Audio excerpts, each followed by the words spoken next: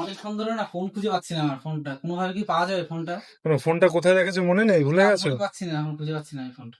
অন্য কোনো উপায়ে কি ফোনটা খুঁজে পাওয়া যাবে, অন্য কোনো উপায়ের মাধ্যমে? হ্যাঁ, আসো দেখছি, এদিকে আচ্ছা। আসো দেখি।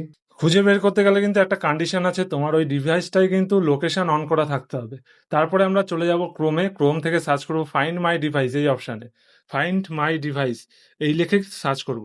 সার্চ করলে প্রথমে দেখতে চলে আসবে ফাইন্ড মাই ডিভাইস বা ফোন, এই অপশানটাকে আমরা ওপেন করে নেব। ওপেন করার পরে আমাদের কোন ফোনটা রয়েছে আমাদের এই ইমেলের সাথে কানেক্ট, সেই ফোনটা এখানে শো করছে, সেই ফোনটা আমি সিলেক্ট করে নেব।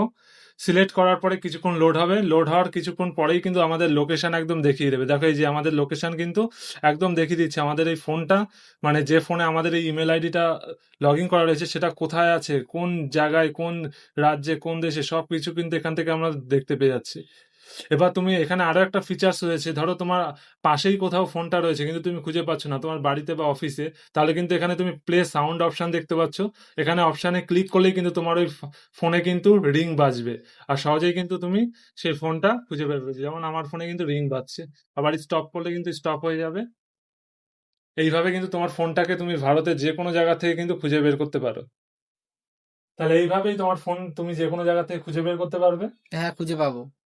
এবার আমাকে এরকম কম্পিউটার রিলেটেড কোনো টিপস কি করে আমি শিখবো? কিছুই করতে হবে না, তুমি যদি বর্তমানে বাংলায় একদম বেসিক থেকে অ্যাডভান্স পর্যন্ত কম্পিউটার শিখতে চাও, এখনই আমাদের চ্যানেলটাকে সাবস্ক্রাইব করে রাখতে হবে। সাবস্ক্রাইব করে কিন্তু জয়েন্ট 1K মিশনে যুক্ত হয়ে যেতে হবে। এই আচ্ছা। মিশনে যুক্ত হওয়া মানেই কিন্তু ফ্রিতে তুমি বাংলায় সবকিছু শিখতে পারবে, একদম বাংলায়।